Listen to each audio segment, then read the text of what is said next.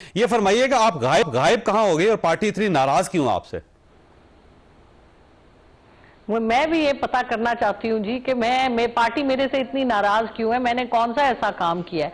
मैं गायब कहीं नहीं थी जी, मैं पार्टी की पूरी नॉलेज में थी। मैं कहाँ थी? 23 सितंबर को मैं गई थी यूरोप, मेरी कॉन्फ्रेंस थी एम्स्टरडैम में स्किन की, वहां मैं गई थी और उधर से मैंने वापस आना था 5 अक्टूबर को।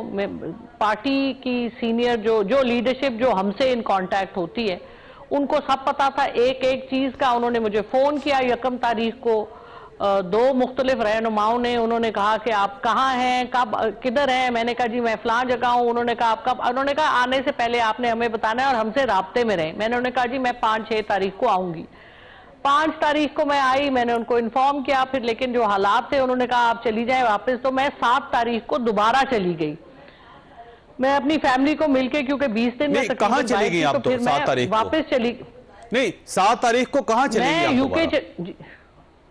मैं यूके चली गई जी, क्योंकि मैं उससे पहले भी वहीं थी, मतलब यूरोप में ही थी। तो वहां से फिर यूके गई। तो जब वापस आई 5 हफ्ते का दिन था, मेरे बच्चे की सालगिरह थी, तो उसकी वो अटेंड करके 6 तारीख को 6 की रात 7 की सुबह मैं दोबारा से चली गई। मैंने टिकट कटाया और मैं निकल गई, क्योंकि हालात ऐसे थे, राब्ते लोग करना चाह रहे थे।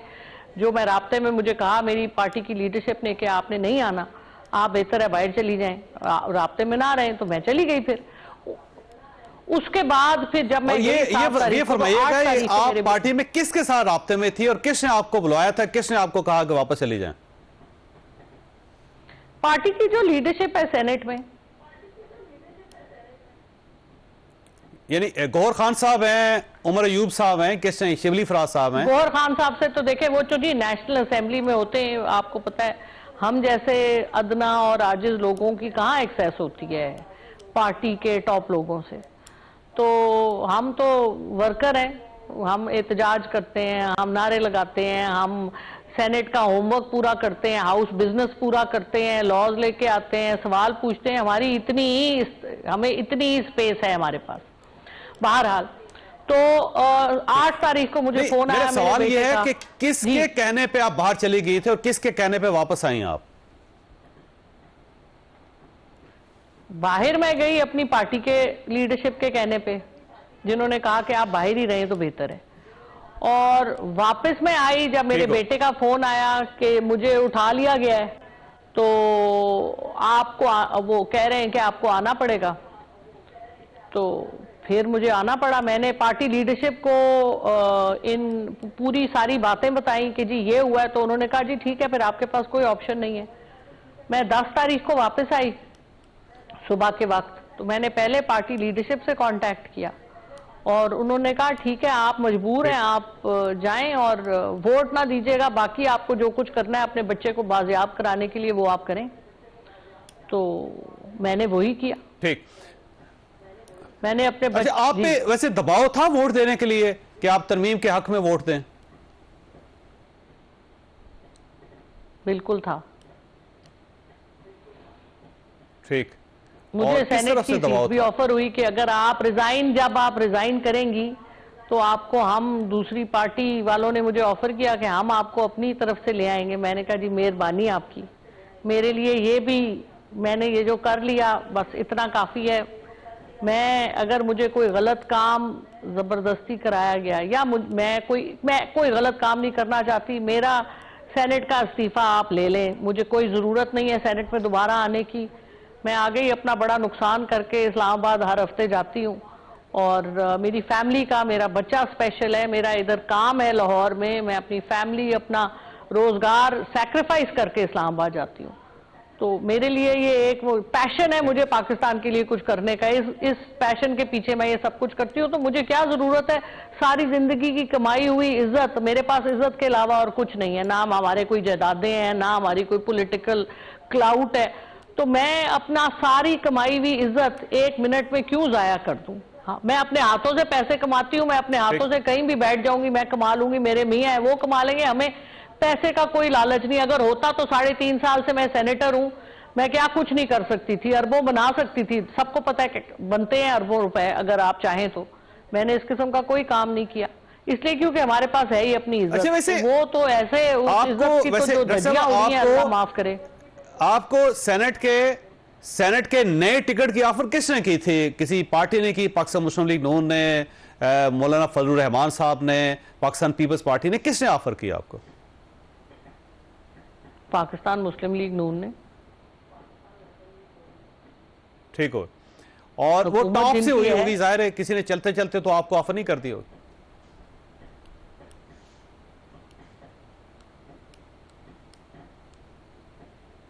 डॉक्टर साहब, आपको आवाज आ रही है मेरी? जी जी, आ रही है। डॉक्टर साहब, अब बात सुने ना, सवाल मेरे ये है लिए कि तो सब किसने जावेद ऑफर किया चौधरी आपको? साहब जाहिर मेरे है लिए सब इज्जतदार हैं, नून लीग वाले भी इज्जतदार हैं, अपनी पार्टी वाले भी इज्जतदार हैं, सबकी अपनी मजबूरियां हैं। तो मुझे तो ये लगता है कि ये सारी गेम जो है ये है कि ये चंद सेनेटर और चंद एमएनए की सीटें इनसे लो ताकि ये नून लीग को दी जाएं, ताकि अगली दफा अमेंडमेंट आए तो हमें किसी को पकड़ना ना पड़े, उसके बगैर ही काम हो जाए। इनसे इस्तीफा दिलाओ, इन पे इतना गंद डालो कि ये खड़े होने के काबिल ना हो, और वो 6-8 सीटें जो आपको मुश्किल पड़ रही है इस दफा, वो आपकी अपनी हो जाए तो मसला ही खत्म हो गया। फिर लोगों के कोई पैसे पूसे भी कोई आगे पीछे होंगे, आपको पता ही है इन सीटों की बहुत वैल्यू होती है। मतलब अच्छा, मैं वैसे कुछ आपको कह नहीं पैसे सकती, ऑफर हुए लेकिन थे? मुझे लग ये रहा है। जी नहीं, आपको पैसे ऑफर भी हुए थे? मतलब मुझे ऑफर हुआ था कि हम आपका टिकट दे देते हैं, आप जो वहां बैठी हुई हैं, तो हम वापसी का आपका टिकट ले देते हैं। मैंने कहा जी मेहरबानी, मैं अपने पैसों से, मेरे क्लिनिक बंद हुए, वॉट एवर। तो एज सच पैसों की मुझे कोई ऐसी ऑफर मतलब हुई भी, लेकिन जाहिर है जब मैंने लेनी नहीं है कोई ऑफर, तो कोई ऑफर करता रहे, मुझे उससे क्या फर्क पड़ता है। ठीक हो, अच्छा ये फरमाइएगा, अब आप सेनेट का रुकन रहना चाहती हैं या मुस्ताफी होना चाहती हैं? मैंने क्या गुनाह किया है जी? मेरी चार्जशीट तो बताएं कि मैंने गलती क्या की है। मैंने पार्टी से गद्दारी की है? मैंने कोई पार्टी से गद्दारी नहीं की, मैंने कोई वोट नहीं दिया, मैंने कोई डील नहीं ली, मैंने 1 रुपया किसी से नहीं लिया। तो जब मैंने ये सब चीजें नहीं की, मेरा बेटा उठाया गया, मेरी फैमिली को हैरेस किया गया, मेरा क्लिनिक्स बंद हुए, बार बार मेरे इतनी बड़ी हेट कैंपेन मेरे खिलाफ चल रही है, तो नुकसान तो सारा मेरा है, हर तरफ से आई एम अ विक्टिम। इस साइड से भी, इस साइड से भी, अपनी पार्टी की तरफ से भी, हुकूमत की तरफ से भी, सबकी तरफ से। तो मुझे क्या मिला? तो मैं सेनेट की सीट, देखें सेनेट की सीट अमानत है इमरान खान साहब की, जिन्होंने मुझे सेनेट में लेके आए। वो मुझे कहेंगे तो मैं उनको सीट वापस कर दूंगी, मैंने कौन सी कोई सीट से कुछ कर लेना है, मैं तो कंट्रीब्यूट करने वाला बंदा हूं। तो अब लेकिन अगर किसी ने मुझे सीट वापस ये फरमाइएगा, आपकी पार्टी आपके खिलाफ क्यों है? क्या उनको आपके हालात का अंदाजा नहीं है, या आपका जो पैशन है पार्टी के साथ है उनको यकीन नहीं है उसका? मैं क्या कह सकता, मेरा ख्याल है जी पार्टी भी बहुत अंडर प्रेशर है इस वक्त। हमारी पार्टी को तोड़ने की कोशिश की जा रही है हर तरह से, और आपको पता है इन चीजों को करने से, यानी मुझे प्रेशर में लाने से, जाहिर है मैं जितने भी लोग होंगे जिनके ऊपर ये पूरी कैंपेन चलाई जा रही है, वो पार्टी के खिलाफ फिर बोलेंगे, फिर पार्टी में एक और ग्रुप बनेगा। ग्रुप बनने का फायदा ये होगा कि उन लोगों को फिर इधर उधर किया जा सकता है, तो वो वोट नून लीग की तरफ चले जाएं। तो सारी गेम असल में ये सीटों की है, इसीलिए तो सेनेट में हमारी 11 जो केपी की सीटें हैं वो अभी तक नहीं आई।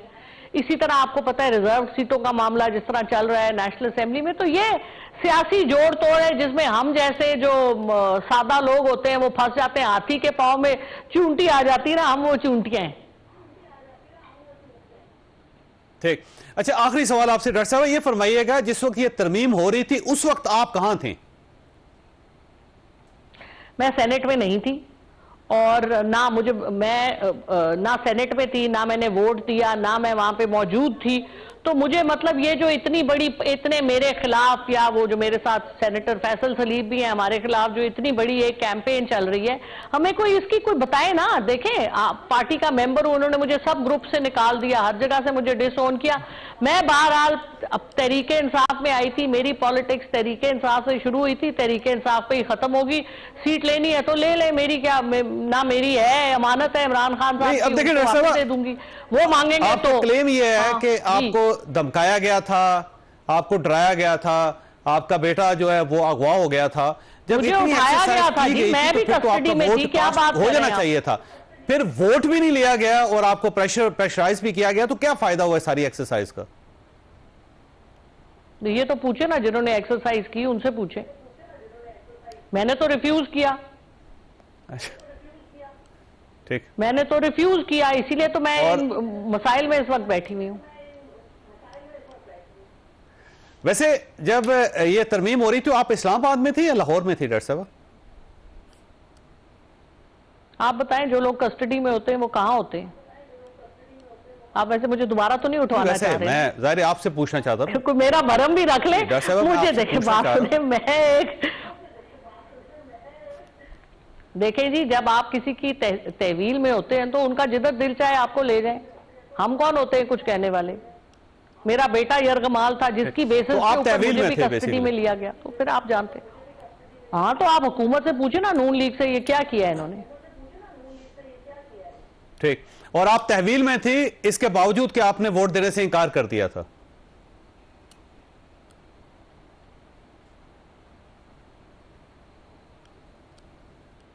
ये आपको आवाज आ रही है डॉक्टर साहब? बिल्कुल जी, जी बिल्कुल आ रही है जी। तो तहवील में यानी वोट देने से इंकार के बावजूद आप तहवील में थी?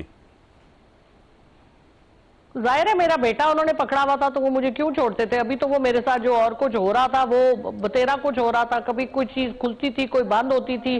बेटे को मेरे पहले बेहतर जगह पे लाया गया, फिर दोबारा बुरी जगह। तो ये अब लंबी कहानी है, मैं अब आपको क्या बताऊं। ठीक, अब बेटा आपके साथ है?